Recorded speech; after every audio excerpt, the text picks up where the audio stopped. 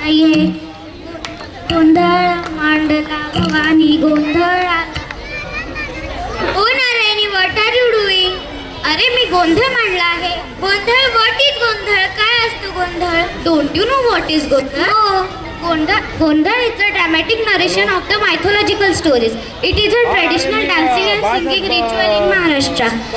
गोंधळ is the devotional offering to the deities like Renuka Mata, Mata Bhavani and आई जगदंबा. मला आणि आपल्या प्रेक्षकांना याबद्दल अगदी सांगू शकतेस का? हो नक्कीच. महाराष्ट्राला जशी थोर संत परंपरा लाभली आहे तसेच समृद्ध लोककलांचा वारसाही लाभला आहे.